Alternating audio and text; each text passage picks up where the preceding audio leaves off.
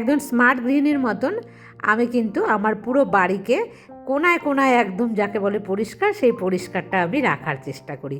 আর প্রত্যেকটা কোণা কীভাবে পরিষ্কার রাখি আছে কিন্তু তোমাদেরকে আমি দেখাবো।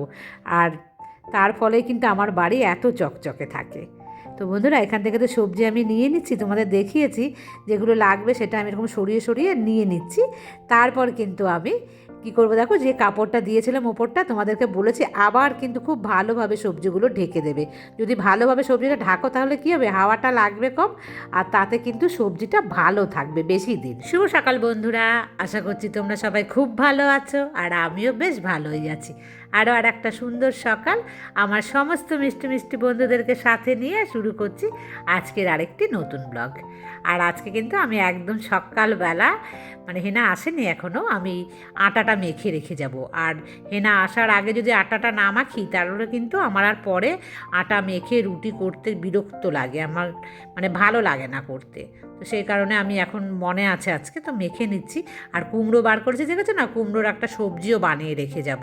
তাহলে ও চলে যাওয়ার পরে কিন্তু আমি ঝটপট শুধু রুটিটা বানাবো আর আমি খেয়ে নেব, নাহলে অনেক দেরি হয়ে যাবে। আর সকালের খাবারটা না তাড়াতাড়ি খাওয়া উচিত। আর আমি তো ভীষণ মানে কী বলতো, অনেক সকাল সকাল উঠি না, সেই কারণে আমার কী হয়, খিদেটা পেয়ে যায় একটু তাড়াতাড়ি। মেয়ের জ্বর হয়েছিল, তারপরে তো আর তোমাদেরকে কোনো খবর দিইনি। তোমরা অনেকেই খবর নিচ্ছ যে মেয়ে কেমন আছে, তো আমি বলে দিচ্ছি মেয়ে এখন ভালো আছে।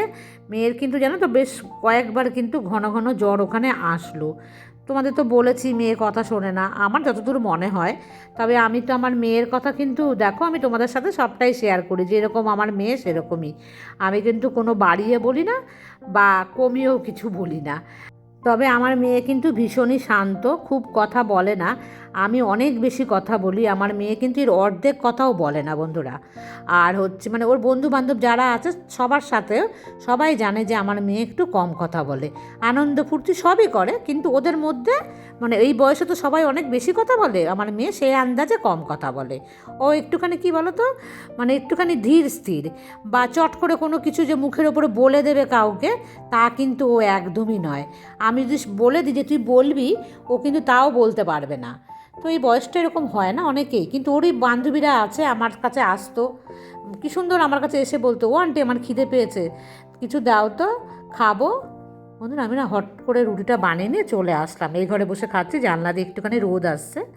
তো জানো তো, তারা কিন্তু আমার কাছে বলতো যে খিদে পেয়েছে, তোমার ঘরে কী আছে একটু দাও না।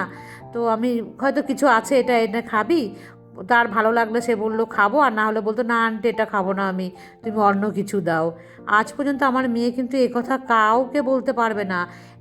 আমি আর আমার মাকে যদি একটু একটু বলে, তাও ওরকম বলবে না এখন আর। আমার মেয়ে কিন্তু অনেক চাপা, জানো তো, সব কথা শেয়ার করতে চায় না, অনেক কিছু ঘটলেও না আমাকে বলতে চায় না।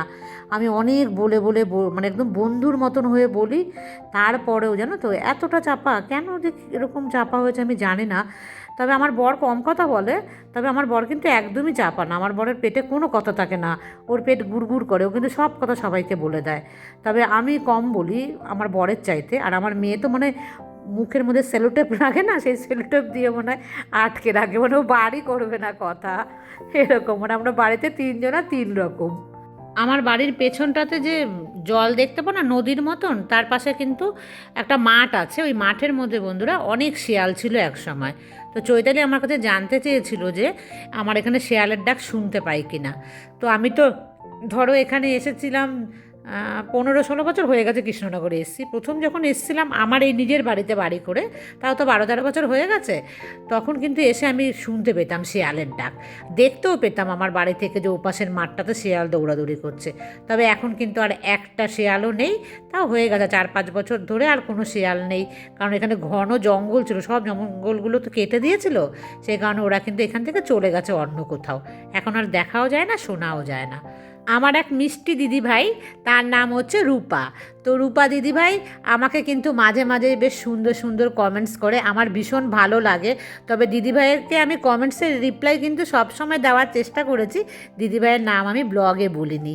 হ্যাঁ দিদিভাই, সরি, তোমার নামটা আমি নিতে পারিনি ব্লগে, হয়তো আমার নেওয়া হয়নি, তবে আমি তোমার নাম মাঝে মাঝেই নেব।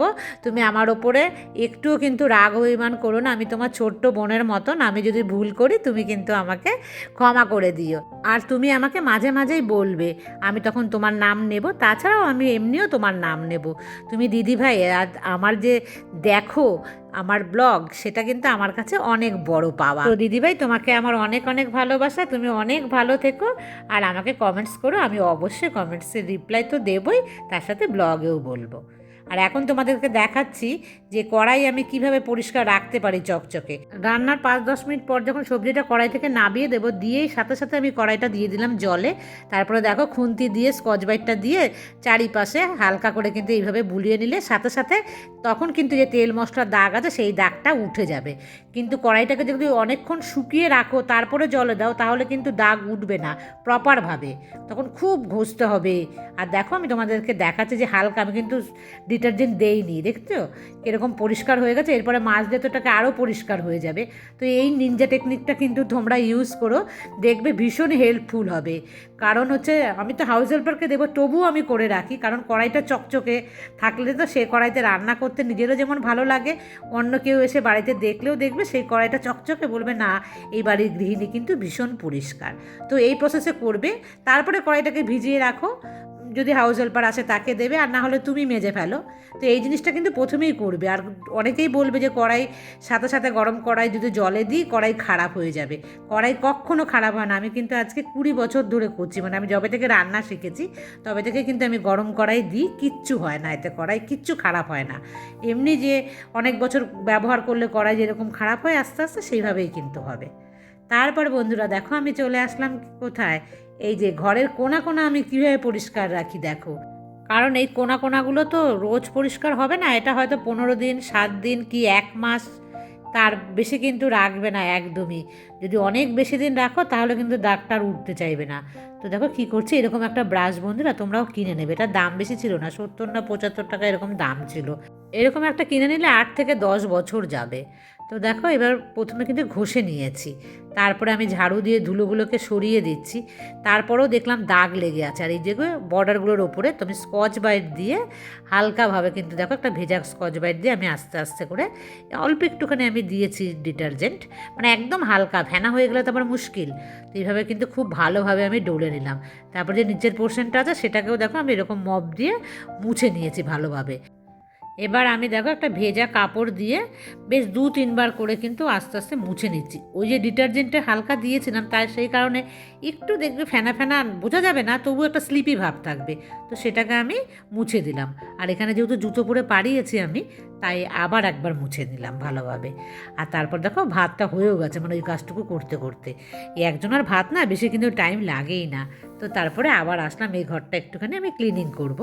আর এখন ঘড়ির কাঁটাতে কটা বাজে, ওই 11টা 11:15 এরকম মনে হয় হবে। একদম পুরো রান্না বান্না করে রেখে তারপরেই কিন্তু আসলাম। ওই পোর্শনটা শুকিয়ে গেছে, তো এবার এটা একটু সরিয়ে দিলাম, দিয়ে এবার বাদবাকি কাজগুলো আমি করি। আর এটা না ভীষণ ভারী জানো তো, এটাও আমার হচ্ছে সেই সেঞ্চুরি কাঠের। তোমরা দেখতে পাও না যে আমার আলমারিটা ঘরের, সেই আলমারি আর এটাই একই জিনিস, সেই কারণে কিন্তু এটা প্রচুর ভারী। আমার আর এক নতুন বন্ধু, মানে আমার এক ছোট্ট বোন, তার নাম হচ্ছে দীপান্বিতা কুণ্ডু, ওর বাড়ি হচ্ছে বারুইপুরে।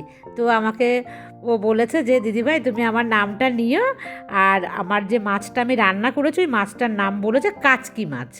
তো কাচকি মাছ আমি নাম শুনেছি, তবে আমি জানি না ওটা কাচকি কিনা। দোকানদার কিন্তু আমাকে বলেছে সোনা খড়কে, এরকমই একটা কি নাম বললো। যাই হোক, মাকে বলছিলাম, মা বললো হ্যাঁ কাচকি মাছ হতে পারে। তো আমি না কখনো তো রান্না করিনি, ভীষণ ভালোই খেয়েছি ওই মাছটা। আর দীপান্বিতা তোমার নামটা যখনই আমি শুনলাম না, দীপান্বিতা কুণ্ডু, আমার প্রথমেই মনে পড়ে গেল বাংলা ডান্সের যে দীপান্বিতা কুণ্ডু তার কথা। যাই হোক, ওটা খুব দেখতাম বলে মনে পড়েছে। আর দীপান্বিতা তোমাকে আমার অনেক ভালোবাসা, তুমি আমার ব্লগ দেখো, তুমি আমাকে কমেন্টস করো, আমি কমেন্টসের রিপ্লাই কিন্তু অবশ্যই দেব। আর বারুইপুরে তোমাদের পেয়ারার কিন্তু ভীষণ নাম আছে না। যাই হোক দীপান্বিতা, ভালো থেকো, মিষ্টি মিষ্টি কমেন্টস করো, অনেক অনেক ভালো লাগলো তোমার কমেন্টস পেয়ে। আর যে সমস্ত বন্ধুদের নাম আমি মানে বলতে পারছি না বা বলা হয়নি, তারা কিন্তু আমাকে কমেন্টস করে অবশ্যই বলো, আমি তোমাদের নাম কিন্তু প্রত্যেকেরই নেব। কেউ কিন্তু আমাকে ভুল বুঝবে না, রাগ অভিমান করবে না। আমাকে তোমরা বললেই কিন্তু আমি পরের ব্লগ বা তার পরের ব্লগে কিন্তু নামটা নিয়ে নেব। এটা কিন্তু এর আগেও আমি তোমাদের বলে রেখেছি, আবারও বলছি তোমাদেরকে। আর জানো তো আজকে সকাল যখন 5টা বাজে তখন আমার মোবাইলে একটা SMS এসছে। তো মানে আমি 5টার সময় দেখিনি, আমি পরে দেখেছি। যাই হোক, আমি দেখলাম টাইমটা হলো 5টার সময়। তো আমাকে একজন ভীষণ মিস করেছে, মানে আমার কথা তার মনে পড়েছে ভোর 5টার সময়। সে কিন্তু বিয়ে বাড়ি বেড়াতে গেছে। মানে আমি এতটা নিজেকে ধন্য মনে করেছি যে আমাকে কিন্তু সে সামনে থেকে কখনোই দেখেনি, কখনোই কিন্তু আমার সাথে তার কথাও হয়নি, অথচ এই ইউটিউবের মাধ্যমে সে আমাকে, ভাবো ভোর 5টার সময় আমাকে যখন লিখেছে কমেন্টস, মানে আমার কথা তো তার মনে পড়েছে। এটা আমার তার কাছে যে কত বড় পাওনা।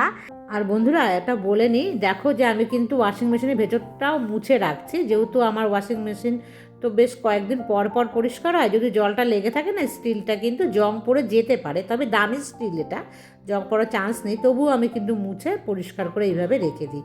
আর যখনের কাজ তখনই করবে, পরিশ্রমও কম লাগবে, পরে ফেলে রাখলে করতে কিন্তু ইচ্ছে করবে না।